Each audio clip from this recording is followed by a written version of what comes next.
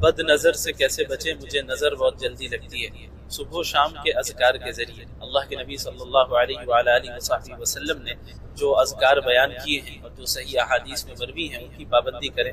مثلا چاروں قل کا پڑھنا، اور خصوصاً قل واللہ احد، قل اعوذ برب الفلق، قل اعوذ برب الناس، ان تینوں صورتوں کو کم از کم 3 بار صبح و شام پڑھنا، اور اس کے علاوہ آیت الکرسی کا اہتمام، اس کے علاوہ بسم اللہ الذی لا یضر مع اسمہ شیء فی الارض ولا فی السماء وهو السمیع العلیم، اس کو بھی 3 مرتبہ صبح و شام پڑھنے کا اہتمام۔ اس کے علاوہ اعوذ بکلمات اللہ التامات من شر کل شیطان وہامہ ومن کل عین لامہ، اسی طرح اعوذ بکلمات اللہ التامات من شر ما خلق، یہ ساری دعائیں ہیں، اور ان کے علاوہ بھی کئی دعائیں ہیں جو احادیث سے ثابت ہے۔ کم از کم یہ جو میں نے بیان کیا ہے، کم از کم اتنا دن میں 3 مرتبہ صبح و شام پڑھنا چاہیے، اور جتنے زیادہ اذکار آپ کریں گے اتنے زیادہ آپ محفوظ رہیں گے۔ اللہ علیم، ان اللہ علیم بذات الصدور، دلوں میں کیا چل رہا ہے، کیا ذہن میں خیالات آ رہے، اللہ کو اس کا بھی علم ہے۔ اخلاص اس کے اندر ہے، اس کے اندر نہیں ہے، اس کا حساب کرنا یہ اللہ کا کام ہے، ہمارا اور آپ کا نہیں۔ تو فوراً کسی کی نیت پر حملہ کرنا یہ بالکل بہت سخت گناہ ہے اور حرام ہے، ناجائز ہے۔ فوراً آپ کہتے ہیں کہ فلاں شخص یہ کام اس لیے کر رہا ہے تاکہ وہ شہرت حاصل کر لے، وہ اس لیے کر رہا ہے تاکہ اسے کچھ پیسے مل جائے، وہ اس لیے کر رہا ہے تاکہ دنیاوی اغراض مل جائے، تو اغراض حاصل کر لے، تو یہ عمل بالکل ناجائز اور حرام ہے۔ ہر ان احادیث کو اپنے اوپر دیکھیے، لگائیے کہ آپ دیکھیں کہ ہم کیا کر رہے ہیں، کہ ہماری نیت کیسی، کیا ہم صحیح معنی میں اللہ کے لیے یہ کام کر رہے ہیں یا نہیں کر رہے ہیں۔ دوسروں کی نیت پر حملہ کرنا یہ کسی کو اختیار حاصل نہیں۔ تو انما الاعمال بالنیات، تمام اعمال کا دار و مدار نیتوں پر ہے۔ وانما لکل امرئ ما نوى۔ میرے عزیز بھائیوں، اللہ رب العالمین نے ہم سب کو اس دنیا میں ایک خاص مقصد کے تحت بھیجا ہے۔ یہ اللہ رب العالمین کا فضل و کرم ہے کہ اللہ نے ہمیں بغیر سوال کیے مسلمانوں میں پیدا کیا۔ یہ اللہ رب العالمین کی بہت بڑی نعمت ہے کہ اللہ نے ہمیں ایمان کی نعمت سے سرفراز فرمایا، چونکہ ایمان کی نعمت اور دولت در حقیقت سب سے اعلیٰ اور سب سے اہم اور سب سے قیمتی نعمت اور دولت ہے، چونکہ یہ ایک ایسی چیز ہے جس پر انسان کی نجات کا اور سکسیس کا مدار ہے، کہ کون سا انسان کامیاب ہوگا، کون سا انسان ناکام ہوگا، کون سا انسان سکسیسفل ہوگا اور کون سا انسان لاس میں رہے گا، نقصان میں رہے گا، یہ در حقیقت ایمان طے کرنے والا ہے۔ اللہ رب العالمین جو کہ الحکیم ہے، آل وائز ہے، العلیم ہے جو آل نوئنگ ہے، القادر ہے، القدیر ہے جو اومنی پوٹنٹ ہے، جو ہر چیز پر قدرت رکھنے والا ہے، ہر چیز کی طاقت رکھنے والا ہے، اس اللہ نے اس کائنات کو جب بنایا تو ایک مقصد کے تحت بنایا۔ اللہ رب العالمین کا کوئی بھی فعل بغیر مقصد اور بغیر حکمت کے نہیں ہو سکتا، چونکہ وہ الحکیم ہے، وہ آل وائز ہے۔ اللہ رب العالمین نے جب اس دنیا کو بنایا تو ظاہر ہے اس کے پیچھے حکمت ہے، اس کے پیچھے مقصد ہے، اور وہ مقصد اور حکمت یہ ہے کہ اللہ رب العالمین اس دنیا میں ایک ایسی مخلوق کو بھیجے جس کا امتحان لیا جائے، اور وہ مخلوق کون ہے؟ انسان ہے، بنی نوع آدم ہے۔ اور اللہ کے نبی صلی اللہ علیہ وسلم نے جو بیان فرمایا متعدد روایتوں میں، اور اللہ رب العالمین نے قرآن کریم میں متعدد آیتوں میں بیان فرمایا کہ اس دنیا میں آنے کا مقصد ایک انسان کا کیا ہے۔ اللہ نے قرآن کریم میں سورۃ الذاریات میں فرمایا وَمَا خَلَقْتُ الْجِنَّ وَالْإِنسَ إِلَّا لِيَعْبُدُونِ، کہ ہم نے جن و انس کو پیدا ہی اس لیے کیا ہے تاکہ وہ میری عبادت کریں اور مجھے راضی کریں۔ اور عبادت کا مطلب بھی سمجھ لیجئے اچھے طریقے سے، عبادت ہر اس کام کو کہتے ہیں جو اللہ کو راضی کرنے کی غرض سے کیا جائے، اجر و ثواب کو حاصل کرنے کے لیے کیا جائے، اور شریعت کے دائرے اور شریعت کے اصول کے موافق کیا جائے، وہ عبادت ہے۔ انسان کی پوری زندگی در حقیقت عبادت ہے، ایک مومن کی پوری زندگی در حقیقت عبادت ہے۔ اسی لیے علماء کرام نے عبادت کی 2 قسمیں بیان فرمائی، ایک ہے عبادت بالواسطہ اور ایک ہے عبادت بلا واسطہ۔ ایک ہے ڈائریکٹ عبادت، مثلا ابھی ہم نے نماز ادا کی مغرب کی، یہ جو ہم نے رکوع کیا، یہ سجدہ کیا، قرآن کی تلاوت کی، اس کا بنیادی اور ڈائریکٹ مقصد اللہ کی عبادت کرنا ہے کہ نہیں ہے؟ اسی طرح عبادت کی ایک اور قسم ہے عبادت بالواسطہ، کسی چیز کے ذریعے عبادت کرنا، انڈائریکٹ عبادت جسے ہم کہہ سکتے ہیں۔ مثلا ہم کھانا کھا رہے ہیں، نبی کی سنت کے مطابق کھا رہے ہیں اور اس نیت سے کھا رہے ہیں کہ اللہ راضی ہو جائے اور یہ جو قوت کھانے سے مجھے ملے گی میں اللہ کے دین کے لیے صرف کروں گا، یہ بھی عبادت ہے۔ ہم تجارت کر رہے ہیں، بزنس کر رہے ہیں، بزنس کو شریعت کے اصولوں کے تحت کر رہے ہیں، نبی کی تعلیمات کے مطابق کر رہے ہیں اور اس نیت سے کر رہے ہیں کہ اس کے ذریعے جو مجھے پروفٹ ملے گا انشاءاللہ اس کا ایک حصہ میں اللہ کے دین میں لگاؤں گا، اپنے بچوں اور گھر والوں کو پالوں گا، پرورش کروں گا، یہ بھی عبادت ہے۔ تو ایک مومن کی پوری زندگی در حقیقت عبادت ہے۔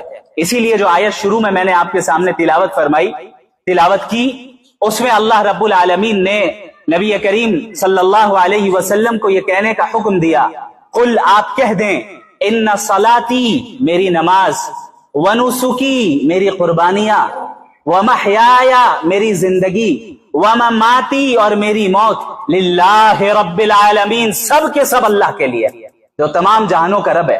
یعنی میرا اٹھنا، میرا بیٹھنا، میرا چلنا، میرا پھرنا، میرا دوڑنا، میرا کھانا، میرا پینا، میری نمازیں، میرے روزے، میری زکوٰۃ، میرے صدقات، میرا عمرہ، میرا حج، میری قربانیاں، ساری چیزیں اللہ کے لیے۔ ہم تجارت بھی کرتے ہیں تو کس کے لیے کرتے ہیں؟ اللہ کے لیے۔ اسی لیے نبی کریم صلی اللہ علیہ وسلم نے تاجر کی فضیلت بھی بیان کی نا، التاجر الصدوق الامین مع النبیین والصدیقین والشہداء والصالحین، او کما قال النبی صلی اللہ علیہ وسلم، ایک سچا اور امانت دار بزنس مین، سچا اور امانت دار تاجر قیامت کے دن انبیاء، شہداء اور نیک لوگوں کے ساتھ اٹھایا جائے گا۔ اللہ اکبر۔ وہ تجارت جسے ہم سمجھتے ہیں کہ بھئی یہ تو دنیا داری ہے، یہ الگ بات ہے کہ کوئی اگر تجارت میں اس طرح منہمک ہو جائے کہ اللہ کی یاد سے غافل ہو جائے تو ظاہر ہے یہ غلط ہے اور یہ دنیا داری ہے۔ لیکن اگر تجارت بھی وہ صحیح نیت کے ساتھ، صحیح اصولوں کے ساتھ کر رہا ہے تو اللہ نے اس تجارت کو بھی عبادت کی ایک شکل دے دی، اور اس تجارت کے کرنے والے شخص جس کے اندر یہ خصوصیات ہو کہ وہ سچا ہو، دیانت دار ہو، امانت دار ہو، یہ وہ شخص ہوگا کہ قیامت کے دن انبیاء میں سے انبیاء کی صفوں میں اٹھایا جائے گا، شہداء کی صفوں میں اٹھایا جائے گا، شہداء کے ساتھ اٹھایا جائے گا، صالحین کے ساتھ اٹھایا جائے گا۔ یہ کتنی بڑی فضیلت، کتنا آسان کر دیا اللہ نے ہمارے لیے اس زندگی کو، جبکہ ہماری زندگی کا اصل مقصد کیا ہے؟ اللہ کی عبادت کرنا۔ اللہ نے ہر وقت نمازیں فرض نہیں کی کہ دن میں 24 گھنٹے ہیں تو 24 گھنٹے کے ہر منٹ نماز پڑھنا ضروری ہے۔ اللہ چاہتا تو کرتا اور اس کا حق تھا کہ وہ کرے، لیکن اس نے بندوں کا لحاظ رکھا، بندوں کے تقاضوں کا لحاظ رکھا، انسانی فطرت کا خیال رکھا، اور اللہ رب العالمین نے بالواسطہ عبادتیں بھی دے دی اور بلا واسطہ عبادتیں بھی دے دی کہ تمہاری پوری زندگی در حقیقت اللہ کے احکامات کے مطابق گزرنی چاہیے، تم کامیاب ہو جاؤ گے۔ یہ جو ہم نے کانسیپٹ بنایا ہے دین اور دنیا دو الگ الگ چیزیں، یہ دین جب نماز پڑھو تو دین، جب بازار میں تجارت کرو تو دنیا، جب اسکول اور کالج جاؤ تو دنیا، جب مسجد میں آ جاؤ تو پھر دین، یہ کانسیپٹ در حقیقت غلط ہے اور اس کانسیپٹ نے امت کو بہت نقصان پہنچایا، اور یہی وہ کانسیپٹ ہے جس کے نتیجے میں ہمارے درمیان ایک بہت بڑا خلا پیدا ہوا ہے۔ ماڈرن ایجوکیشن کو حاصل کرنے والے جو ہمارے ینگسٹرز ہیں، یوتھ ہیں، آپ دیکھیں، اور دوسری طرف علماء کرام ہیں، ان کے درمیان کتنا بڑا گیپ ہے کہ نہیں ہے؟ یہ دین اور دنیا کے کانسیپٹ الگ الگ، دین اور دنیا کو الگ الگ کرنے کا نتیجہ ہے کہ انہوں نے یہ سمجھا کہ بھئی ان کی جو زندگی ہے، ان کے جو پریکٹیکل چیلنجز ہے وہ الگ ہیں، ان کی زبان الگ، ان کی اصطلاحات الگ، ان کا طریقہ کار الگ۔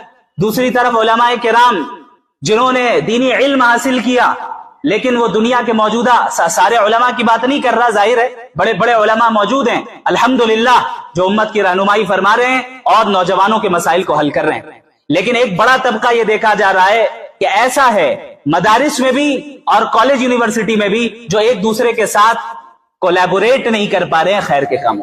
یہ جب ان کے پاس آ رہے ہیں انہیں بددین سمجھ رہے ہیں، وہ ان کے پاس جا رہے ہیں تو انہیں بیکورڈ سمجھ رہے ہیں، یہ ان کے چیلنجز کو نہیں سمجھ پا رہے ہیں، یہ ان کے اصطلاحات اور ان کے مقام و مرتبے کو نہیں سمجھ پا رہے ہیں۔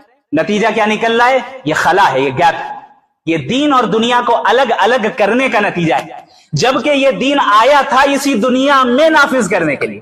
یہ دین کوئی الگ سے چند رسموں کا نام نہیں ہے، یہ دین تو دراصل دستور حیات ہے، زندگی کا دستور ہے، زندگی کا طریقہ ہے. ہم علم کیسے حاصل کریں یہ دین بتاتا ہے. ہم اپنی جوانی کیسے گزارے یہ دین بتاتا ہے. ہم شادی کیسے کریں یہ دین بتاتا ہے. شادی کے بعد کی زندگی کیسے گزاریں یہ دین بتاتا ہے. ہم تجارت کیسے کریں یہ بھی دین بتاتا ہے. ہم ملازمت کیسے کریں یہ بھی دین بتاتا ہے. تو شریعت اسلامیہ تو زندگی کے ہر شعبے کا احاطہ کی ہوئی ہے. ہم نے اس کو چند عبادتوں کے ساتھ خاص کیا. ہم نے سمجھا کہ صرف نماز روزوں کا نام جو ہے اور مسواک کر لینے کا نام دین ہے. یقیناً یہ دین کا حصہ ہے اور بہت بڑا حصہ ہے، لیکن کامل اور مکمل دین کا مطالبہ قرآن کریم کرتا ہے. یا ایھا الذین آمنوا ادخلوا فی السلم کافہ، اے وہ لوگ جو ایمان لے آئے پورے کے پورے اسلام میں داخل ہو جاؤ، کامل اسلام میں داخل ہو جاؤ. یہ نہیں کہ جب چاہا تب دین پہ عمل کر لیا اور جب چاہا تب دنیا اور معاشرے کے سٹینڈرڈز کے مطابق عمل کرنے لگ جائیں. یہ مطالبہ کیا کرتا ہے یہ دین؟ قرآن کریم کیا مطالبہ کرتا ہے؟ پورے دین میں آؤ، مکمل اور کامل مسلمان بنو، مکمل اور کامل دین پر عمل پیرا ہو. یہ ہے مطالبہ، یہ ہے مطالبہ. لیکن ظاہر ہے جب حضرت آدم علیہ السلام کو اللہ رب العالمین نے پیدا فرمایا اور پھر تمام فرشتوں کو بشمول ابلیس کو حکم ہوا کہ اللہ کا حکم ہے کہ حضرت آدم کے سامنے جھک جاؤ، اس نے انکار کیا اور کیا کہا؟ انا خیر من، میں تو ان سے بہتر ہوں. خلقتنی من نار، آپ نے مجھے آگ سے پیدا کیا، وخلقتہ من طین، اسے تو مٹی سے پیدا کیا. اس نے یہ نہیں دیکھا کہ حکم کہاں سے آ رہا ہے، اس نے اپنی عقل کے گھوڑے کو دوڑایا. یہ نہیں دیکھ رہا ہے کہ اللہ کیا کہہ رہا ہے، جبکہ وہ اس بات کا علم تھا اس کے پاس کہ اللہ تمام کائنات کا خالق و مالک ہے اور اللہ کی اطاعت میں ہی کامیابی ہے. لیکن اس نے محض اپنی انا کے نتیجے میں اللہ کے حکم کا انکار کیا. نتیجہ کیا نکلا؟ قال فاخرج منها فإنك رجيم، جاؤ اب جنت سے نکل جاؤ، جنت سے نکل جاؤ، آج سے تم مردود ٹھہرے. قرآن کریم کہتا ہے آج سے تم مردود ٹھہرے. شیطان، اللہ رب العالمین اس وقت کتنا ناراض ہیں، اس کے باوجود اللہ سے کہہ رہا ہے انظرنی الی یوم یبعثون، بس قیامت تک مجھے مہلت دے دیجئے، قیامت تک. شیطان بھی جانتا تھا کہ اللہ رب العالمین اگرچہ اللہ پر غضب کی صفت غالب ہے، تب بھی وہ انسان کی دعاؤں کو قبول فرماتے ہیں اور مخلوق کی دعاؤں کو قبول فرماتے ہیں، رد نہیں کرتے ہیں، رد نہیں کرتے ہیں. اس نے کہا انظرنی الی یوم یبعثون، بس قیامت تک مجھے مہلت دیجئے. میں کیا کروں گا؟ لأغوینہم اجمعین، آدم اور آدم کی اولاد کو سیدھے راستے سے ہٹا کر رہوں گا. چیلنج، یہ نہیں کہا کہ میں ہٹاؤں گا، کہا لأغوینہم اجمعین. جو عربی جانتے ہیں وہ اس اسلوب سے واقف ہے. لأغوینہم اجمعین، ضرور بالضرور ان کو سیدھے راستے سے ہٹا کر رہوں گا. یہ چیلنج کسے کر رہا ہے؟ وہ اللہ کو کر رہا ہے، اللہ کو کہہ رہا ہے میں کر کے رہوں گا. اب آپ دیکھیں، آپ نے مجھے نکال دیا، یہ تھا کبر، تکبر. جب انسان کے اندر تکبر آ جائے نا، وہ اپنے خالق کو بھی بھلا بیٹھتا ہے. فرعون کے ساتھ کیا ہوا؟ اقتدار اور حکومت کا نشہ اس پر ایسا سوار ہوا کہ اس نے اپنے آپ کو رب ڈکلیئر کیا کہ انا ربکم الاعلی، میں تمہارا سب سے بڑا رب. یہ کبر کا نتیجہ ہوتا ہے کہ انسان اسی دنیا میں اپنے آپ کو وہ کچھ سمجھنے لگ جاتا ہے جو وہ ہے نہیں، وہ کچھ سمجھنے لگ جاتا ہے جو وہ ہے نہیں. اور کبر کا نتیجہ ہوتا ہے کہ انسان بسا اوقات اللہ کے حکموں کا صریح طور پہ انکار کر بیٹھتا ہے اور انکار کر کے وہ کفر میں مبتلا ہو جاتا ہے. اور اللہ نے فرما دیا کہ جہنم کے تعلق سے کہ وَبِئْسَ مَثْوًى لِلْمُتَكَبِّرِينَ، جہنم تکبر والوں کے لیے کتنا برا ٹھکانہ ہے، کتنا برا ٹھکانہ ہے. کبر، میں کچھ ہوں، آئی ایم سم تھنگ، مجھے کچھ آ گیا ہے، میں دوسروں سے بہتر ہوں، دوسرا سامنے والا مجھ سے حقیر ہے، میرے سامنے حقیر ہے. اب یہ کبر چاہے دنیا کے راستے سے آئے یا دین کے راستے سے آئے برابر ہے. دنیا کے راستے سے آنے کا مطلب میں اتنا مالدار ہوں، یہ غریب مجھے کیا بتائے گا؟ میرے پاس فلاں عہدہ اور فلاں منصب ہے، یہ کیا بتائے گا؟ میری اتنی عزت اور اتنی شہرت ہے، یہ کیا بتائے گا؟ یہ میرے سامنے کھڑا ہوگا، یہ میرے ساتھ بیٹھے گا. دین کے اعتبار سے میں تو تہجد گزار ہوں، یہ پینٹ شرٹ پہننے والا کیا بتائے گا؟ یہ بھی مزاج ہمارے ہیں، یہ بھی مزاج ہمارے ہیں. میں تو تہجد گزار ہوں، یہ بے نمازی مجھے کیا بتائے گا؟ یہ ہے کبر دین کے راستے سے. شیطان نے جب اللہ رب العالمین کو چیلنج کیا اور کہا لأغوینہم اجمعین، تمام کے تمام آپ کے بندوں کو میں گمراہ کر کے رہوں گا، اور یہ بھی بیان کیا جو کہ سورہ अलिफ लाम मीम साद वाली जो सूरत है, जब आप उसको पढ़ेंगे सूरह आराफ, उसमें आप इन आयतों का भी इजाफा देखेंगे जहां अल्लाह रब्बुल आलमीन ने शैतान के इस कौल को नकल किया कि मैं इस आदम या और इस आदम की औलाद के आगे से, पीछे से, दाएं से, बाएं से, हर जगह से मैं इस पर हमला करूंगा और इसे अपने ट्रैप में फंसाऊंगा, अपने जाल में फंसाऊंगा। अल्लाह ने क्या फरमाया? जाओ जो करना है कर लो, लेकिन इल्ला इबादक मिनहुमुल मुखलसीन। शैतान खुद एतराफ कर रहा है कि मैं गुमराह करूंगा, लेकिन चंद मखसूस बंदे हैं जिन पर मेरी चलेगी नहीं, चंद मखसूस बंदे हैं जिन पर मेरी चल नहीं सकेगी। अल्लाह ने भी फरमा दिया कि जाओ मैं तुम्हें इख्तियार दे रहा हूं, कयामत तक के लिए तुम्हें मौत नहीं आएगी, जो करना है करो, और जिस पर तुम्हें कंट्रोल हासिल करना है कोशिश कर लो, कर तो लोगे, लेकिन मेरे नेक और इस्लाह करने वाले बंदों को गुमराह नहीं कर सकते। अल्लाह रब्बुल आलमीन ने बयान फरमाया। अब जिस दिन हजरत आदम के सामने शैतान ने झुकने से मना किया और अल्लाह रब्बुल आलमीन के सामने ये चैलेंज किया और ये बातें बयान फरमाई, ये बातें बयान की, शैतान ने उस दिन से नए नए अलग अलग हरबे और तरीके इख्तियार किए इंसानों को गुमराह करने के लिए। हर जमाने में कोई नया शोशा, कोई नया फितना वो उठाता और बड़े ही दिलकश नारों के साथ उठाता, ताकि लोग शिर्क में मुब्तला हो जाएं, कुफ्र में मुब्तला हो जाएं, अल्लाह की नाफरमानी में मुब्तला हो जाएं और अल्लाह की इताअत से इन्हिराफ करने लग जाएं, दीन से फिर जाएं। शैतान ने कोशिशें की हर जमाने में, और अल्लाह रब्बुल आलमीन ने हर जमाने में अपनी जानिब से नबी को भेजा। एक तरफ शैतान कोशिश कर रहा है बंदों को गुमराह करना है, दूसरी तरफ अंबिया की कोशिश है कि बंदों को हिदायत पर लाना है, बंदों को हिदायत पर लाना है। तमाम अंबिया अलैहिमुस्सलातु वस्सलाम बशुमूल मुहम्मदुर रसूलुल्लाह सल्लल्लाहु अलैहि वसल्लम खातमुन नबिय्यीन इस दुनिया में भेजे ही इसलिए गए ताकि तमाम इंसानों को गुमराही से निकाल कर अल्लाह की इताअत में लगा दे और अल्लाह की गुलामी में लगा दे। अब ये दो ताकतें हैं, शैतानी ताकत और अंबियाई ताकत, या यूं कहें कि शैतानी ताकत और रहमानी ताकत, और इन दोनों ताकतों के दरमियान हमेशा से कॉन्फ्लिक्ट जारी है, कशमकश जारी है। बज़ाहिर ऐसे हालात तारीख में भी गुजरे जहां ऐसा महसूस हुआ कि शैतानी ताकतों को मुकम्मल गलबा हासिल होने वाला है। अब शायद ये रहमानी ताकत और अंबियाई ताकत शिकस्त खा जाए। हालात ऐसे संगीन हुए, ऐसे सख्त से सख्त फितने वजूद में आए, ऐसी सख्त से सख्त आजमाइशें वजूद में आई कि महसूस होने लगा कि अब ये दीन हनीफ जो है, जो सही दीन है अल्लाह रब्बुल आलमीन का, वो मगलूब हो रहा है। लेकिन अल्लाह रब्बुल आलमीन ने हर जमाने में ऐसे अफराद को खड़ा किया जिन्होंने अपने अपने जमाने के फितनों को कुचल कर रख दिया। आप पूरी इस्लामी तारीख को उठाकर देख लें, आपको ये सारी चीजें नजर आ जाएंगी। हम और आप जिस जमाने में रह रहे हैं, इस जमाने में भी शैतानी ताकतें बड़े जोरों शोर के साथ काम कर रही हैं, और मकसद क्या है? आपको आपके सही अकीदे से हटा देना, आपको आपके सही फिक्र से हटा देना, आपको अल्लाह के नबी और अंबिया के रास्ते से हटा देना, आपको सलफ सालिहीन के रास्ते से हटा देना, आपको रिजालुल्लाह और अहलुल्लाह के रास्ते से हटा देना। ये मकसद है। क्यों?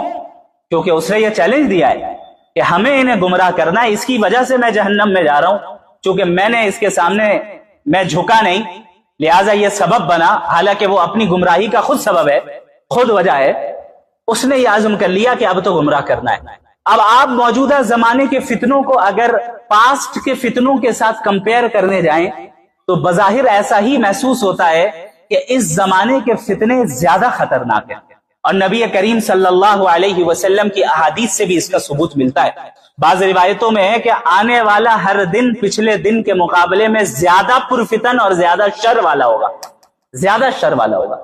आप सल्लल्लाहु अलैहि वसल्लम कयामत के करीब के जमाने से पनाह मांगते थे, दज्जाली फितनों से पनाह मांगते थे कि कयामत के करीब का जमाना ऐसा होगा जहां दज्जाली फितने चारों तरफ छा जाएंगे। खुद गौर करें, दज्जाल किसे कहा जाता है? दज्जाल, दजल कहते हैं धोखे को, डेल्यूजन को, और दज्जाल कहते हैं बहुत ज्यादा धोखा देने वाला। حق کو باطل بنا کر دکھانے والا، باطل کو حق بنا کر دکھانے والا، یہ ہے دجال۔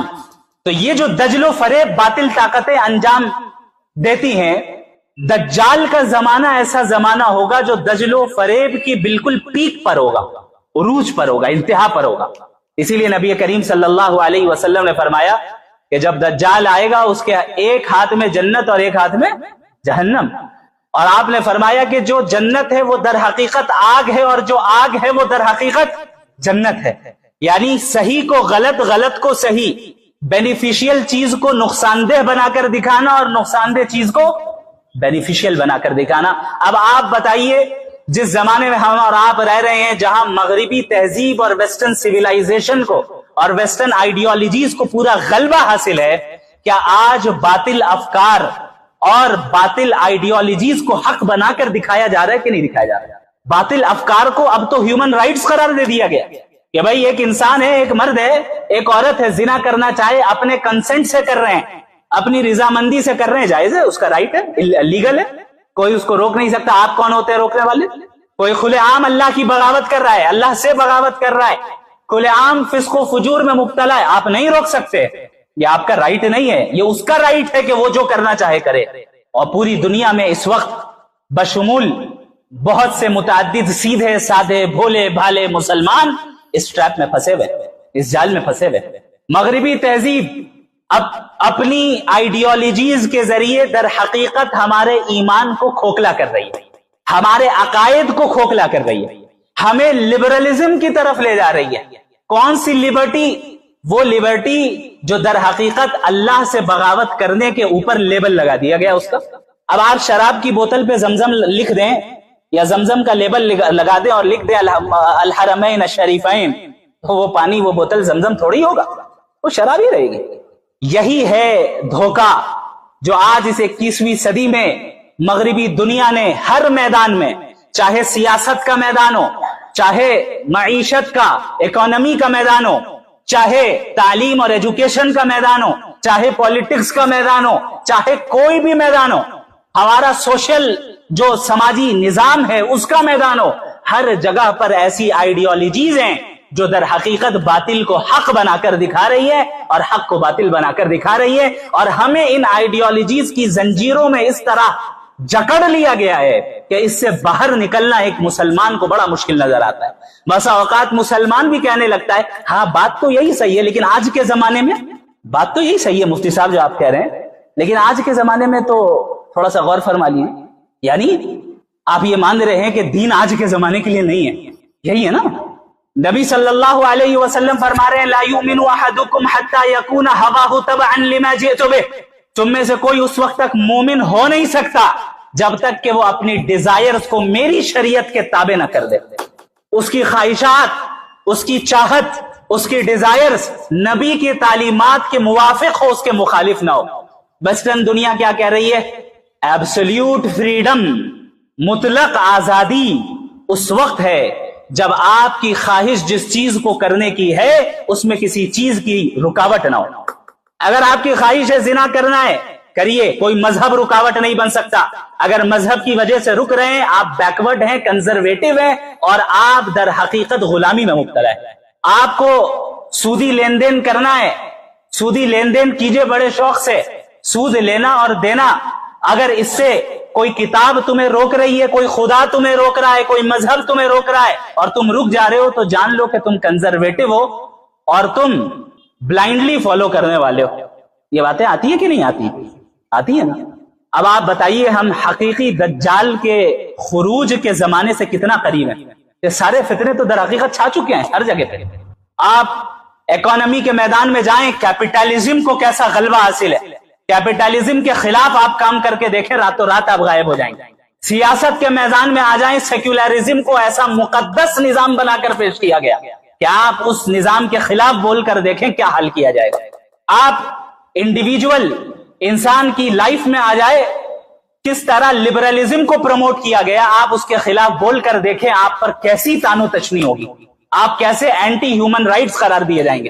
عورتوں کا مسئلہ آ جائے، کیسے فیمنزم کو ان کے دل و دماغ میں گھول کر پلا دیا گیا۔ آپ حجاب کی بات کرنے کی جرات تو کر کے دیکھیں، پھر آپ کے ساتھ کیا سلوک کیا جاتا ہے.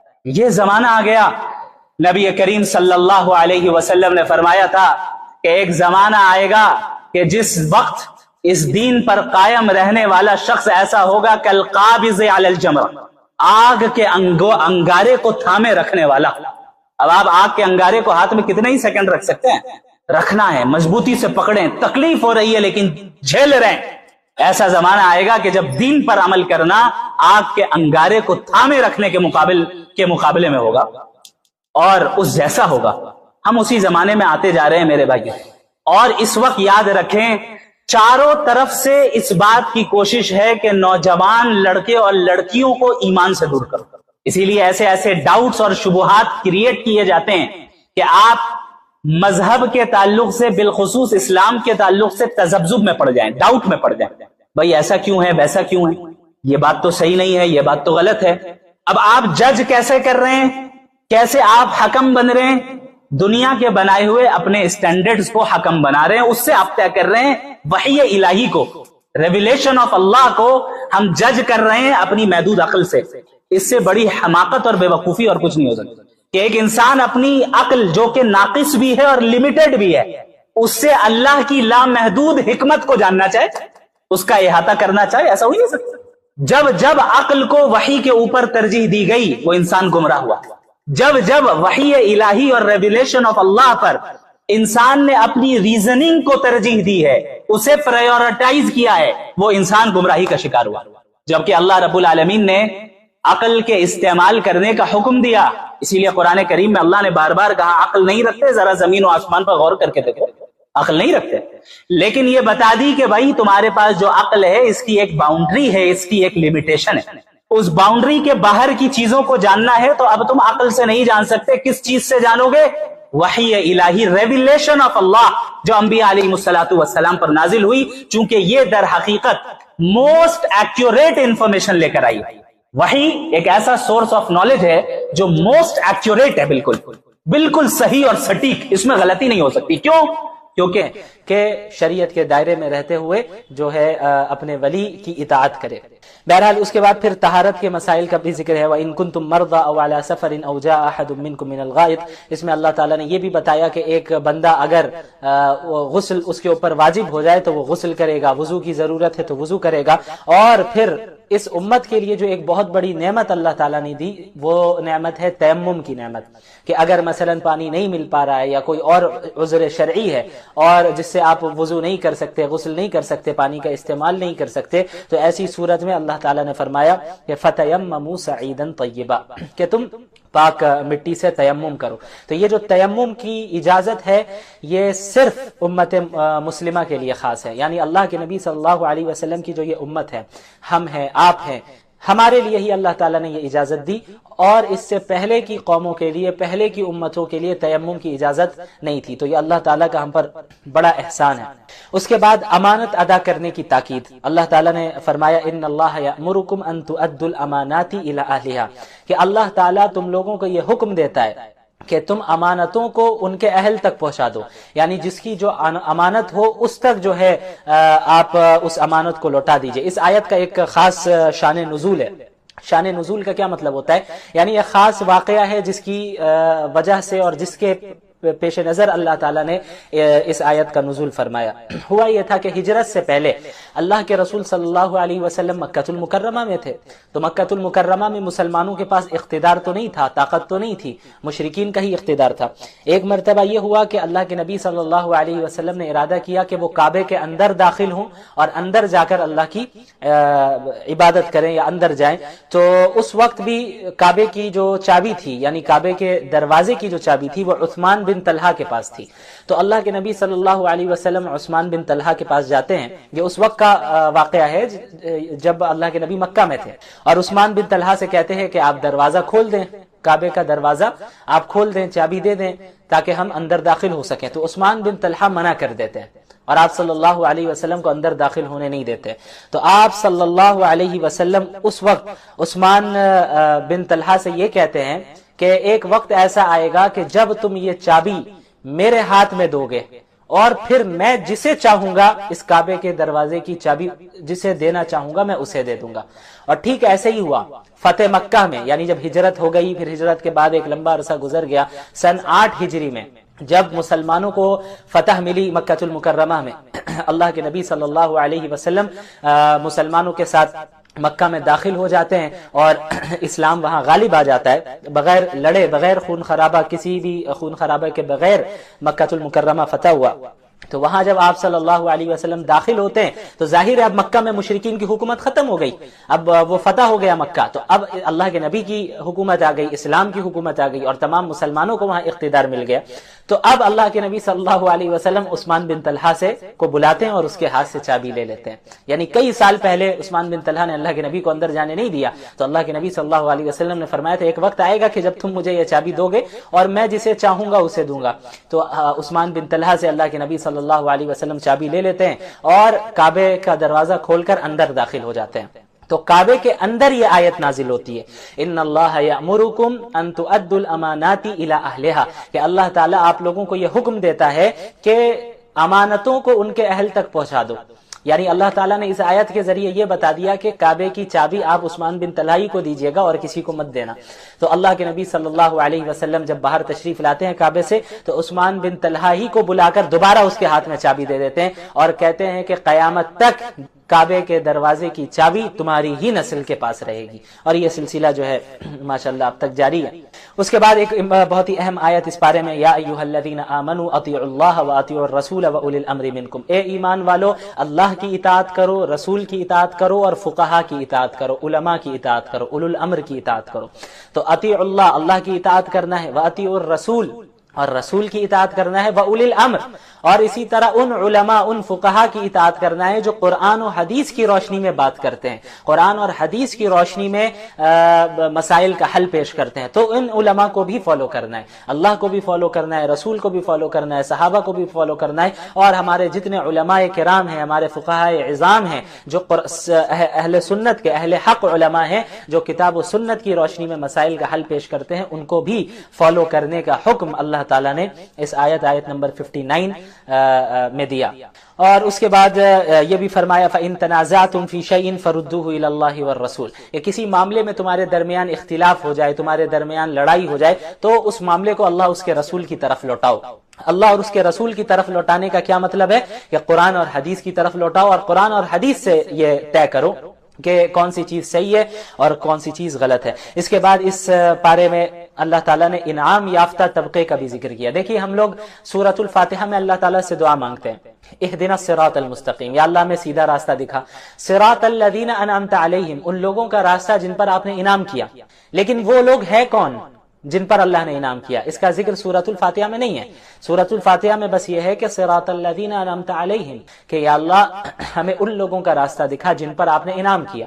اب یہ انعام یافتہ لوگ کون ہیں، ان کا ذکر جو ہے اس پارے میں ہو رہا ہے. اللہ تعالیٰ نے فرمایا اولئک الذین انعم اللہ علیہم من النبیین والصدیقین والشہداء والصالحین. تو یہ انعام یافتہ لوگ کون ہیں؟ یہ 4 قسم کے لوگ ہیں. سب سے پہلے النبیین، انبیاء علیہ الصلوۃ والسلام، پروفیٹس علیہ الصلوۃ والسلام، ان کا راستہ دکھا. والصدیقین یعنی صحابہ کرام، ان پر اللہ نے انعام کیا.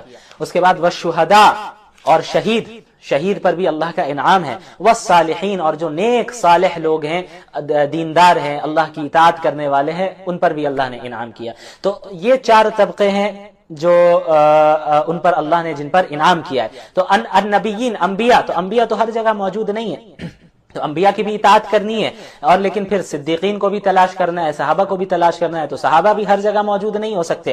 تو الشہداء کے اوپر بھی اللہ نے فرمایا کہ ان پر بھی ہم نے انعام کیا ہے، جو شہید ہوتے ہیں اللہ کے راستے میں. تو ہر جگہ شہداء بھی موجود نہیں ہے. تو اللہ نے یہ بھی فرمایا کہ صالحین بھی ایسا طبقہ ہے جن پر اللہ نے انعام کیا. نیک لوگ، ہمارے سلف صالحین ہو یا آج کے دور میں جو ہمارے علماء ہو اور نیک ہو، دیندار ہو، ان کو بھی ہمیں ان کے راستے کو فالو کرنا ہے. یہ نیک لوگ ہر جگہ مل جاتے ہیں. بہرحال اس کے بعد اللہ تعالیٰ نے فرمایا کہ وَلَوْ رَدُّوهُ إِلَى الرَّسُولِ وَإِلَى أُولِي الْأَمْرِ مِنْهُمْ لَعَلِمَهُ الَّذِينَ يَسْتَنبِطُونَهُ مِنْهُمْ، یعنی اگر کوئی ایسا معاملہ پیش آ جائے جس کا کوئی سری مسئلہ، سری حل ہمارے پاس نظر نہ آئے، تو اللہ نے فرمایا کہ اگر یہ لوگ اس معاملے کو اپنے رسول کی طرف لوٹاتے اور اولو الامر کی طرف، علماء اور فقہا کی طرف لوٹاتے، تو جو لوگ مسائل کا استنباط کرنا جانتے ہیں، جن کے پاس اللہ نے بہت گہرا علم دیا ہے، وہ مسئلے کا حل تلاش کر کے لوگوں کو بتا دیتے۔ تو ہمیں معلوم ہوا کہ ہمیں جو فالو کرنا ہے اللہ رب العالمین کو، رسول اللہ صلی اللہ علیہ وسلم کو، صحابہ کرام کو، اور ہمارے سلف صالحین کو، ہمارے جو علماء فقہا گزرے ہیں، قرآن کا یہ حکم ہے کہ انہیں بھی ہمیں فالو کرنا ہے جب تک وہ کتاب و سنت کی روشنی میں حکم دیتے رہیں اور فیصلہ فرماتے رہیں۔ تو یہ طریقہ ہے، اس نہج پر اگر ہم قائم رہیں گے تو ہم سیدھے راستے پر قائم رہیں گے۔ اس کے بعد اللہ تعالیٰ نے قتل کا اور دیت کا ذکر کیا، یعنی کوئی انسان اگر کسی کو قتل کر دے۔ دیکھیے قتل کی دو قسم ہوتی ہے، ایک تو یہ ہے کہ قتل عمد، کہ جان بوجھ کر کسی مسلمان کو قتل کر دے ناحق، تو ظاہر ہے اس میں قصاص لیا جائے گا، قاتل کو بھی قتل کی سزا دی جائے گی، یا پھر جو مقتولین کے گھر والے ہیں، اولیاء ہیں، ان کو اجازت ہے کہ وہ دیت لے سکتے ہیں۔ تو اس کی تفصیل گزر چکی ہے کچھ مختصراً دوسرے پارے میں۔ تو ایک تو یہ ہو گیا قتل عمد، اور دوسری قسم ہے قتل خطا، یعنی غلطی سے کسی کو قتل کر دے۔ مثلا کوئی گاڑی چلا رہا ہے اور کسی کو قتل کرنے کا ارادہ نہیں ہے، لیکن ایکسیڈنٹ ہو جائے اور کسی مسلمان کو قتل کر دے، تو اب جس نے قتل کر دیا، اگرچہ اس کا ارادہ نہیں تھا قتل کرنے کا، غلطی سے ہوا، تو اب اس کا کیا حکم ہے، یہ جو ہے بتایا جا رہا ہے۔ دیکھیں سب سے پہلی چیز، اگر مومن قتل ہو جائے، یعنی غلطی سے قتل ہو گیا، لیکن اگر قتل ہونے والا مومن ہے، تو پھر جس نے قتل کیا ہے غلطی سے ہی اگرچہ کیا ہے، پھر بھی اس کے اوپر کفارہ بھی لازم ہے اور دیت بھی لازم ہے۔ دیت کیا ہے؟ 100 اونٹ یا 10,000 دینار کے برابر جو ویلیو ہوگی، جو قیمت ہوگی جس زمانے میں رہ رہا ہو یا جس علاقے میں رہ رہا ہو، وہاں کے اعتبار سے دیکھ کر وہ دیت پہلے ادا کرے گا جو مر گیا ہے اس کے اولیاء کو، اور دوسری چیز کفارہ بھی ادا کرے گا۔ کفارہ کیا ہے کہ ایک غلام کو آزاد کرے گا، لیکن اب غلام کا مسئلہ ہی نہیں رہا، سلیوری کا سلسلہ بند ہو گیا، جس میں اسلام نے بہت بڑا رول اختیار کیا سلیوری کو بند کرنے میں۔ تو اب کیا ہے، 2 مہینے تک مسلسل روزے رکھے گا، یعنی یہ ہوگا کفارہ۔ مومن کی جان لے لینا، اگرچہ آپ نے غلطی سے ہی قتل کیا، لیکن یہ کوئی معمولی بات نہیں ہے، ایک مومن کے خون کی بڑی اہمیت ہے اللہ کے نزدیک، لہٰذا جو غلطی سے اس نے قتل کر دیا ہے، غلطی سے قتل کرنے کے باوجود دیت بھی دے گا اور کفارہ 2 مہینے تک روزے بھی رکھے گا۔ اچھا، اب ایسا ہوا کہ ایک مومن اگر دارالحرب میں ہے، دارالحرب کسے کہتے ہیں؟ ایسی جگہ جہاں پر اسلامی نظام بھی قائم نہ ہو اور مسلمان اور مشرکین کے درمیان جنگیں جاری ہو، امن و امان بھی قائم نہ ہو، جنگ چل رہی ہو، ایسی جگہ کوئی ہو، وہاں پہ اگر کسی مومن کو غلطی سے قتل کر دے تو صرف کفارہ ہے، دیت نہیں دینا ہوگا، صرف کفارہ ہے، وہ ہے کہ 2 مہینے تک روزے رکھے گا۔ اسی طرح اگر کسی ذمی کو قتل کیا، ذمی کسے کہتے ہیں؟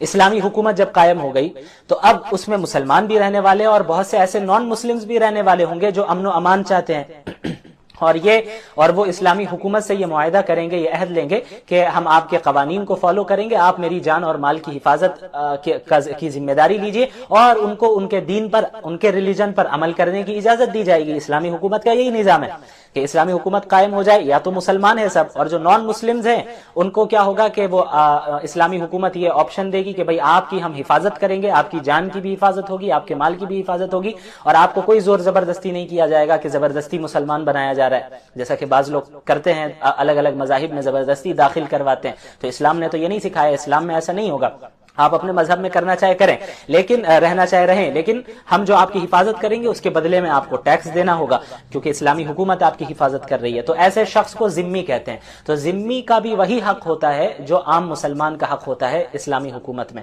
تو اگر غلطی سے کسی ذمی کو قتل کر دیا، یعنی ایسے نان مسلم کو قتل کر دیا جو کہ اسلامی حکومت میں پناہ لے کر ہے وہ، اور اس نے جو ہے حقوق کی، یعنی اس کو بھی مسلمانوں کے حقوق مل گئے، وہ اسلامی حکومت کو ٹیکس بھی پے کر رہا ہے، تو اس کو بھی اگر غلطی سے قتل کر دیا تب بھی دیت اور کفارہ دونوں دینا ہوگا۔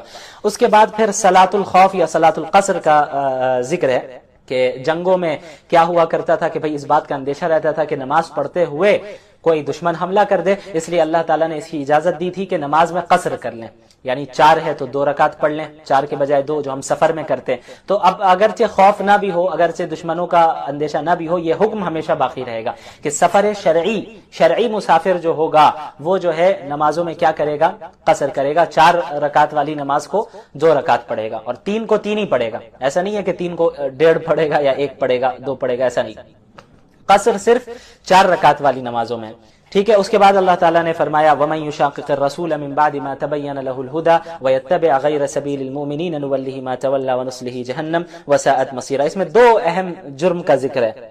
سب سے پہلا کہ جو رسول اللہ کی مخالفت کرے گا، ٹھیک ہے، اور دوسری چیز جو مومنین کے راستے کو چھوڑ کر کوئی اور راستہ اختیار کرے گا تو پھر اس کی سزا کیا ہے؟ اس کے لیے نصلیہ جہنم، اس کے لیے جہنم ہے، وہ جہنم میں جلے گا۔ تو 2 جرم بیان کیے گئے، ایک ہے کہ مخالفت رسول، آپ صلی اللہ علیہ وسلم کی خلاف ورزی کر رہا ہے، آپ صلی اللہ علیہ وسلم کی مخالفت کر رہا ہے، یہ ایک سزا ہے، یہ ایک جرم ہے۔ دوسرا جرم جن چیزوں پر تمام مسلمان نے اتفاق کر لیا ہے، تمام مسلمان متفق ہو چکے ہیں، اس امت مسلمہ کا اتفاق ہو گیا ہے، اس میں اجماع قائم ہو گیا ہے، اس چیز کو چھوڑ کر کوئی اور راستہ بندہ اختیار کر رہا ہے تو وہ پھر جہنم والا راستہ اختیار کر رہا ہے۔ تو اس آیت سے اجماع امت بھی ثابت ہوتا ہے، یعنی کوئی بھی ایسی چیز ہو جس پر پوری امت کا اتفاق ہو جائے، پوری امت اسے قبول کر لے اور اپنے درمیان اس میں عمل کرنے لگے، تو وہ ایسی چیز ہوگی جس کو ایک دینی حیثیت مل جائے گی کہ بھئی جب پوری امت نے اس کو قبول کیا تو پوری امت گمراہی پہ جمع نہیں ہو سکتی۔ تو اب امت نے جس چیز کو قبول کر لیا ہے اور اس امت کا جس چیز پر اتفاق ہو گیا ہے، سب نے اگری کر لیا ہے مسلمانوں نے، تو پھر اب کوئی مسلمان یا کوئی بھی شخص اس راستے کو چھوڑ کر کوئی الگ سے راستہ اپنا اختیار کر رہا ہے تو یہ بڑے خطرے کی بات ہے اور یہ جہنم کی سزا ہے۔ اس کے بعد یہود نے اللہ کی ہوتی ہے اور تم چاہتے بھی ہو کہ وہ بچ جائے تو کیا تم اس کی روح کو واپس لا سکتے ہو؟ نہیں لا سکتے، وہ تمہارے سامنے مر جاتا ہے، تمہارے اختیار میں یہ چیز نہیں ہوتی۔ تو اللہ تعالیٰ اس پر قادر ہے، وہ ذات جو تمہیں موت دے رہا ہے اس پر قادر ہے کہ تمہیں دوبارہ زندہ کرے۔ اس کے بعد سورۃ الحدید کی ابتدا ہوتی ہے، حدید لوہے کو کہتے ہیں، چونکہ اس سورت میں لوہے کا ذکر ہے جو اللہ کی ایک بہت بڑی نعمت ہے، اس وجہ سے اس سورت کا نام سورۃ الحدید ہے۔ اللہ کے متعلق اللہ تعالیٰ نے فرمایا هو الاول والآخر والظاہر والباطن، اللہ اول بھی ہے، آخر بھی ہے، ظاہر بھی ہے، باطن بھی ہے۔ اول کا کیا مطلب ہے کہ اللہ اول حقیقی ہے، اس سے پہلے یعنی اس کی کوئی ابتدا نہیں ہے، کوئی بگننگ نہیں ہے اللہ کی، اس سے پہلے کوئی چیز نہیں تھی، اور آخر حقیقی ہے یعنی اللہ کی کوئی اینڈنگ نہیں ہے، اس کی کوئی انتہا بھی نہیں ہے، یعنی اس کے بعد بھی کوئی چیز باقی نہیں رہنے والی، یعنی ساری چیزیں فنا ہو جائیں گی، اللہ ہی باقی رہے گا۔ اللہ ظاہر بھی ہے یعنی اس کے وجود اور اس کی قدرت کی تمام نشانیاں پوری کائنات میں پھیلی ہوئی ہے، ان نشانیوں کے ذریعے ہم سمجھ سکتے ہیں کہ اللہ موجود ہے، اس اعتبار سے اللہ ظاہر ہے۔ اور اللہ باطن بھی ہے یعنی اس دنیا میں ہم اپنی ظاہری جو ہماری آنکھیں ہیں ان آنکھوں سے اللہ کو نہیں دیکھ سکتے، اس لیے اللہ باطن بھی ہے۔ اس کے بعد آیت نمبر 10 میں اللہ کے راستے میں خرچ کرنے کی ترغیب دی گئی، وَمَا لَكُمْ أَلَّا تُنْفِقُوا فِي سَبِيلِ اللَّهِ، کیا ہوا کہ تم اللہ کے راستے میں خرچ نہیں کرتے، حالانکہ زمین و آسمان کا وارث اللہ ہی ہے، یعنی تمہارے پاس جو مال ہے وہ بھی اللہ ہی نے تمہیں دیا ہے، تو تم اللہ کے راستے میں خرچ کرو، اللہ تمہیں بڑا چڑھا کر واپس دے گا۔ اور اس کے بعد پھر صحابہ کا ذکر ہے، آیت نمبر 10 میں لا يستوي منكم من انفق من قبل الفتح وقاتل، صحابہ کرام میں بھی فرق مراتب ہے، وہ صحابہ جو فتح مکہ سے پہلے ایمان لے آئے اور اللہ کے راستے میں انہوں نے جہاد کیا اور انفاق فی سبیل اللہ کیا، وہ ان صحابہ سے افضل ہیں جو فتح مکہ کے بعد ایمان لائے اور فتح مکہ کے بعد انہوں نے انفاق و جہاد کیا، لیکن بحیثیت صحابی اور بحیثیت جنتی سب برابر ہے، لیکن درجات میں یقیناً فرق مراتب ہے۔ اس کے بعد آیت نمبر 12 میں منافقین اور مومنین کا ذکر ہے، یوم تری المؤمنین والمؤمنات یسعی نورہم، کہ جب قیامت کے دن پل صراط پر مومنین جا رہے ہوں گے تو اور مومن عورتیں جا رہی ہوں گی تو ان کے سامنے بھی اور ان کے دائیں طرف بھی ان کا جو ہے نور رہے گا، جس نور سے وہ دیکھ رہے ہوں گے۔ منافقین بھی پیچھے پیچھے آئیں گے اور ان کا نور پل صراط کے پاس ختم ہو جائے گا، اب انہیں آگے دکھ نہیں رہا ہوگا۔ مومنین سے کہیں گے کہ اپنے نور سے ہمیں بھی پار کروا دو، تو مومنین کہیں گے کہ یہاں سے مڑ جاؤ اور نور کہیں اور تلاش کرو، تو ان کا انجام جو ہے ظاہر ہے جہنمیوں میں ہونا ہے ان منافقین کا۔ اس کے بعد اللہ تعالیٰ نے فرمایا آیت 25 میں لقد ارسلنا رسلنا بالبینات، کہ ہم نے اپنے انبیاء کو معجزات کے ساتھ، کتب کے ساتھ، ترازو دے کر بھیجا، مقصد یہ تھا کہ لوگ اللہ کے حقوق کو بھی ادا کریں اور حقوق العباد میں بھی اعتدال قائم کریں۔ اس کے بعد رہبانیت کا ذکر ہے، ورہبانیۃ ابتدعوها ما كتبناها علیہم، حضرت عیسیٰ علیہ السلام کے آسمانوں پر اٹھائے جانے کے بعد عیسائیوں کا ایک طبقہ ایسا تھا جس نے دنیا سے اپنی زندگی کو منقطع کر دیا اور الگ تھلگ رہنے لگے اور رہبانیت انہوں نے اختیار کر لی، یعنی دنیا دنیا کی زیب و زینت نہیں اختیار کرنا ہے، دنیا کی نعمتوں سے بھی جو ہے زیادہ لطف اندوز نہیں ہونا ہے، شادی وغیرہ بھی نہیں کرنا ہے.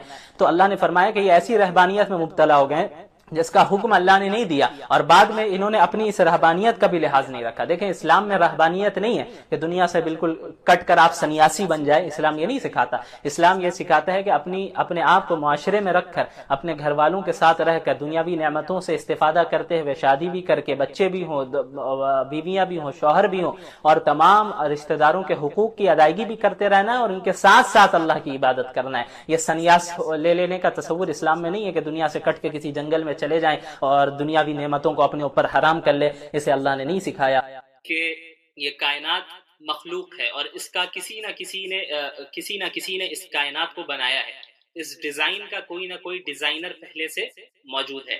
اور میں نے یہ بھی بتایا تھا غالباً کہ سائنس نے آج یہ بھی پروف کیا ہے کہ یہ یونیورس یہ کائنات ایکسپینڈ کر رہی ہے، پھیلتی جا رہی ہے، اور جس رفتار کے ساتھ یہ کائنات پھیل رہی ہے اس رفتار میں 0.1% بھی اگر اضافہ ہو جائے، یعنی وہ رفتار تیز ہو جائے، یا 0.1% بھی وہ رفتار دھیمی ہو جائے، کم ہو جائے، تو یہ کائنات ختم ہو جائے گی، برباد ہو جائے گی. اتنے پرفیکشن کے ساتھ اس کائنات کا چلنا اور اتنی ایکوریسی کے ساتھ اس کائنات کا ایکسپینڈ ہو، یہ اس بات کی دلیل ہے کہ کوئی نہ کوئی اسے زبردست طریقے سے کنٹرول کر رہا ہے. اس کے علاوہ دلائل تو بہت سارے ہیں، لیکن ہم چند دلیلوں پر ہی اکتفا کریں گے چونکہ یہ بیسک اسلامک کورس ہے اور اس میں کئی سارے موضوعات کو ہمیں کور کرنا ہے. تو ایک موضوع پہ ہم 2 کلاس 3 کلاس نہیں لے سکتے. ہم چاہیں گے کہ مختصر کرتے ہوئے مختصر اور جامع بات آپ لوگوں کو بتا دی جائے، اور پھر جس کو جس موضوع پہ زیادہ دلچسپی ہو وہ اس پہ مزید ریسرچ کرے، تحقیق کرے. بہرحال فزکس کے مختلف لاز ہیں، ٹھیک ہے.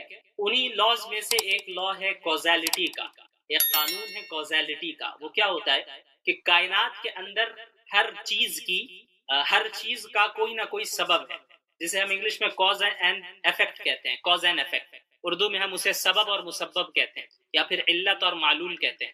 کہ ہر ایفیکٹ کا کوئی نہ کوئی کاز ہونا ضروری ہے، ہر ایفیکٹ کا کوئی نہ کوئی کاز ہونا ضروری ہے.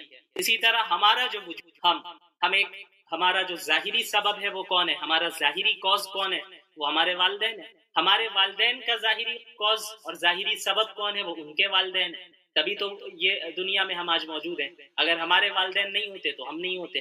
ہمارے والدین ہیں، اگرچہ ہم نے شاید اپنے دادا پردادا کو نہیں دیکھا، لیکن کوئی اس بات کا انکار نہیں کر سکتا کہ ہمارے دادا پردادا موجود نہیں تھے. کیوں؟ کیونکہ ہمارا موجود ہونا یہ اس بات کی دلیل ہے کہ ہمارے پردادا موجود تھے. ہم افیکٹ ہیں، اور ہمارے ظاہری کاز کون ہے، ہمارے والد ہیں اور ہمارے والدہ ہیں. اور ہمارے والدین کے ظاہری کاز کون ہے، اس کا کاز سبب کون ہے، وہ ان کے والدین ہیں. پھر ان کا سبب کون ہے، وہ ان کے والدین ہیں. یہاں تک کہ ہم حضرت آدم علیہ السلام تک پہنچ جاتے ہیں. اور پھر حضرت آدم علیہ السلام کا کاز اور سبب کون ہے، وہ جو سبب ہے ہم اسے کہتے ہیں وہ سبب اول، یعنی the first cause. اور ہم اسی فرسٹ کاز کو خدا مانتے ہیں، اللہ مانتے ہیں. تو یہ پوری دنیا، یہ جو کائنات ہے، اس کا جو سبب ہے، وہ کاز ہے، فرسٹ کاز ہے، وہ خدا ہے. اچھا، اب آپ جب یہ بات کریں گے تو ملحد کی جانب سے یہ بات آئے گی اور یہ اعتراض ہوگا کہ بھئی ٹھیک ہے، اگر ہم اس لا کو تسلیم کریں، اگر کیا وہ تو سبھی کرتے ہیں، اگر کوئی انسان کہہ دے کہ ہم کاز اینڈ ایفیکٹ کے لا کو نہیں مانتے تو سائنس کی دنیا میں اسے پاگل سمجھا جائے گا، بے وقوف سمجھا جائے گا. وہ چاہے مسلم ہو، کرسچن ہو، ہندو ہو، سکھ ہو، عیسائی ہو، اور یا پھر ایتھسٹ ہو، ملحد ہو، اس سے کوئی فرق نہیں پڑتا. سب اس لا کو سب مانتے ہیں، کاز اینڈ ایفیکٹ والے لا کو. یہ کامن سی بات ہے. تو اب یہاں پر وہ ملحد اعتراض کیا کرتا ہے، وہ یہ اعتراض کرے گا کہ بھئی ٹھیک ہے، جب ہر ایفیکٹ کا کوئی نہ کوئی کاز ہے، ہر مسبب کا کوئی نہ کوئی سبب ہے، ہر معلول کی کوئی نہ کوئی علت ہے، تو پھر یہ بتاؤ کہ پھر خدا کا سبب کیا ہے، پھر خدا کا وجود کہاں سے آیا، خدا کو کس نے بنایا، خدا کا سبب کیا ہے. ہر چیز کا ایک آپ ہی نے کہا کہ ہر چیز کا ایک سبب ہے، تو پھر خدا کا سبب کہاں ہے، کیا ہے. ٹھیک ہے، تو اب اس کا جواب سن لیں آپ. اس کا جواب یہ ہے کہ یہ جو کوزیلٹی کا لا ہے، یہ فزکس کا ایک لا ہے. کاز اینڈ ایفیکٹ، علت و معلول، سبب و مسبب کا جو یہ لا ہے، یہ قانون ہے، یہ فزکس کا ایک قانون ہے، فزکس کا ایک لا ہے. اور فزکس کا موضوع کیا ہے؟ فزکس کا موضوع یہ کائنات ہے. फिजिक्स का मौजू कायनात की लिमिटेशन है, लिहाजा इस कायनात की लिमिटेशन के अंदर जो भी जात होगी वो इस कानून और इस लॉ की पाबंद होगी। लेकिन जब हम खुदा की बात करते हैं और अल्लाह रब्बुल आलमीन की बात करते हैं तो हमारा ये अकीदा है कि हमारा रब तमाम लिमिटेशंस और तमाम ज़मानो मकान से पाक है। तो अल्लाह रब्बुल आलमीन को कायनात की लिमिटेशन के अंदर कैद नहीं किया जा सकता। अल्लाह इस कायनात की लिमिटेशन के बाहर है, लिहाजा अल्लाह इस कायनात की लिमिटेशन का पाबंद होता अगर, तब तो हम ये कह सकते थे कि भाई हाँ खुदा का भी कोई ना कोई सबब होना चाहिए। लेकिन चूंकि खुदा कायनात की लिमिटेशंस का पाबंद नहीं है, वो हर जमाने और हर जगह से पाक है, उसे किसी जमाने और ये जगह की जरूरत नहीं है, वो इन चीजों से पाक है, वो किसी भी लिमिटेशन से पाक है। लिहाजा फिजिक्स का ये लॉ खुदा पर मुंतबिक नहीं हो सकता, क्योंकि फिजिक्स का जो ये लॉ है इसका मौजू क्या है, वो ये कायनात है और कायनात की लिमिटेशन में जो कुछ भी है।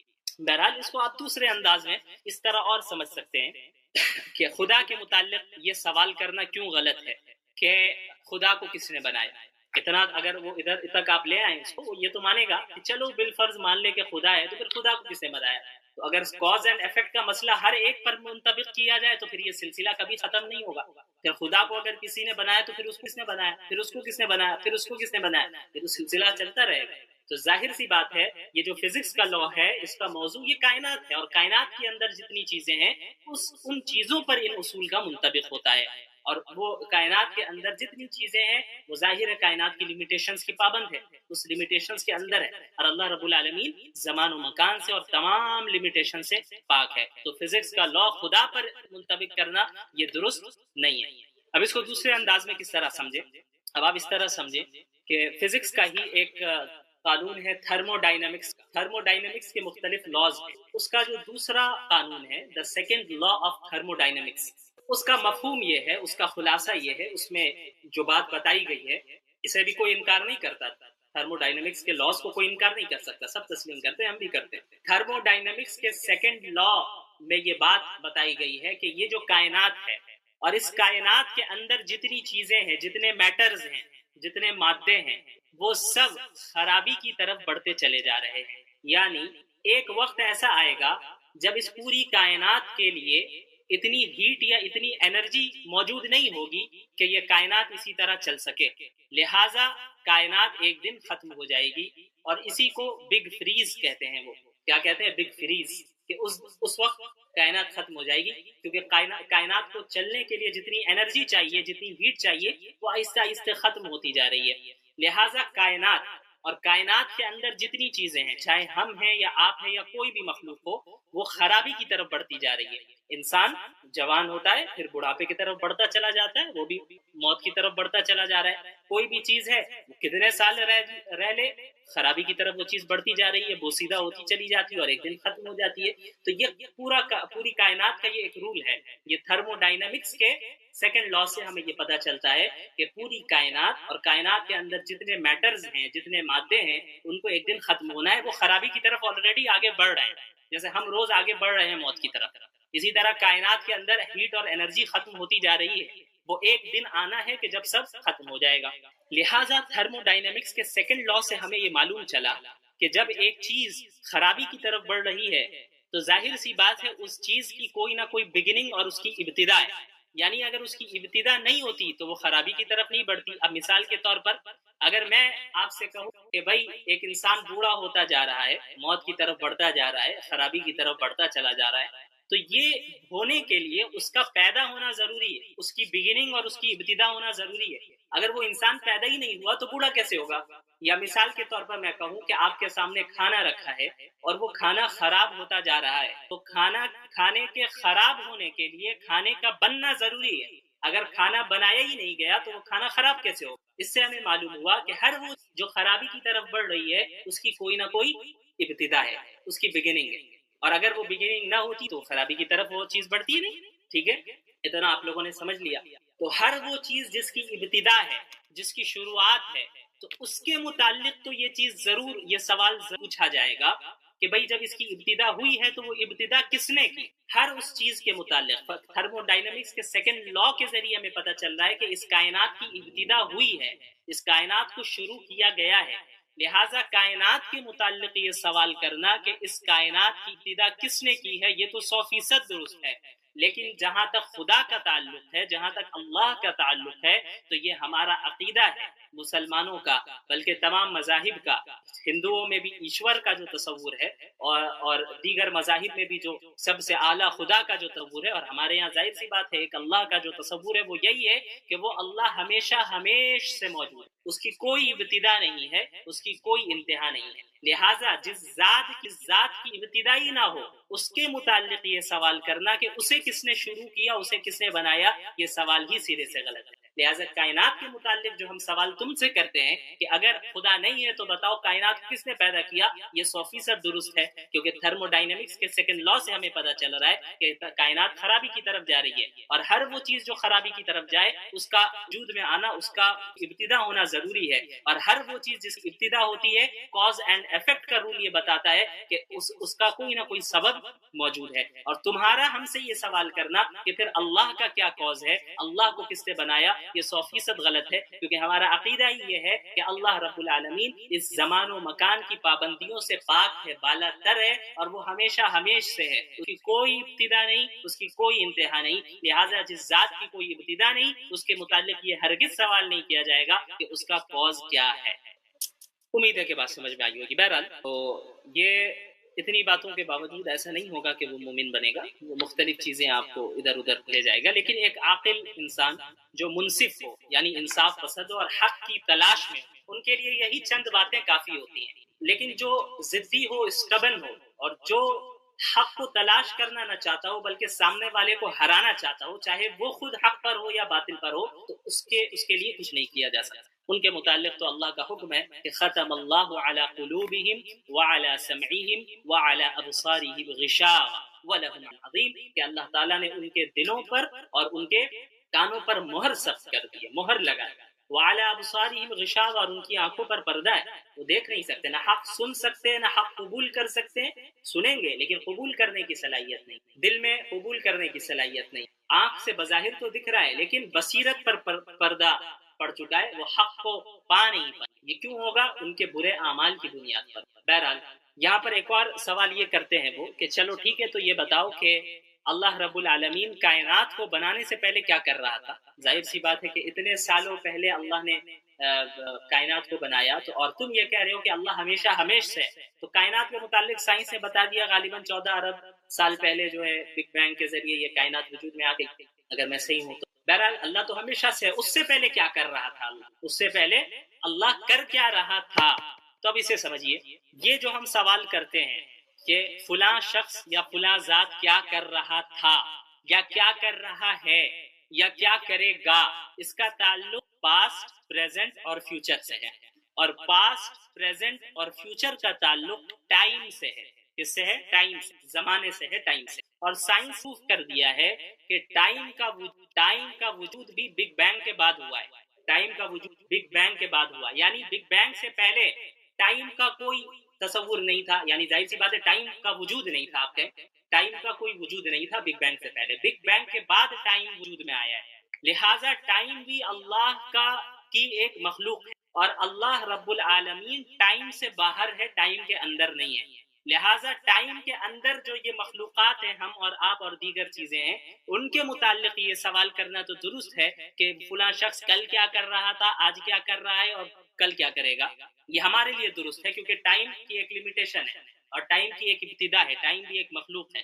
اللہ رب العالمین ٹائم کے قیود سے پاک ہے اور اللہ رب العالمین ٹائم کے لمیٹیشن کے اندر نہیں ہے. لہٰذا اللہ کیا کر رہا تھا، یہ سوال اللہ کے متعلق ہی سرے سے درست ہی ہے.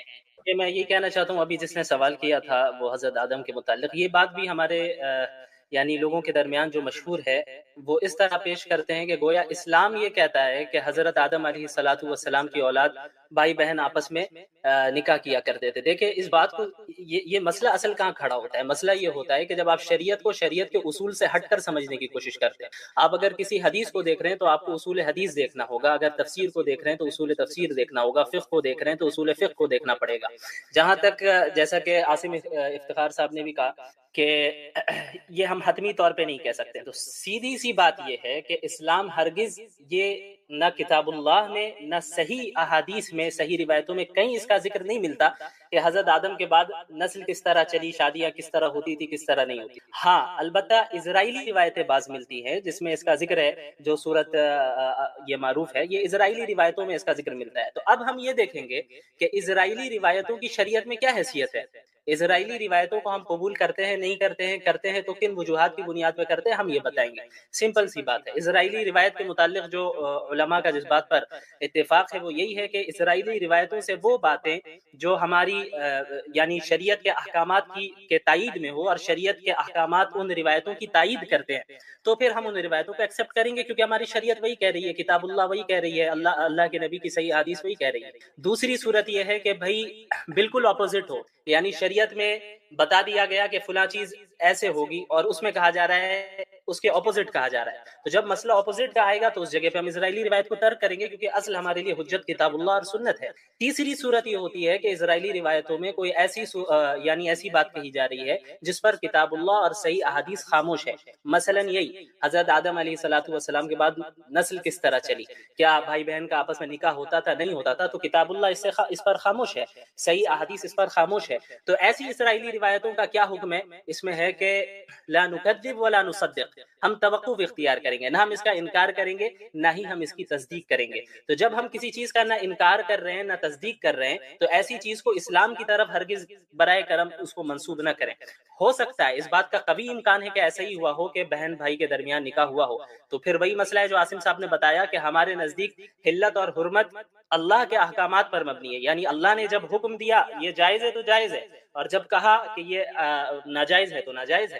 تو اگر اللہ نے چند مصلحتوں کی بنیاد پر ایک لمیٹڈ ٹائم کے لیے اس کو اگر حلال قرار دیا ہو تو اس میں یہ نہیں کہا جا سکتا الیاذ باللہ وہ تو حرام کی اولاد تھی, وہ تو حلال کی اولاد ہوئی, کیونکہ اللہ اسے حلال کہہ رہا ہے وقتی طور پہ. ہاں اس وقت سے ہٹ کر اب اگر کوئی کرتا ہے تو پھر ظاہر اس میں حرام کی اولاد پیدا ہوگی. تو ایسی چیز جس پر کتاب اللہ خاموش ہے, صحیح احادیث خاموش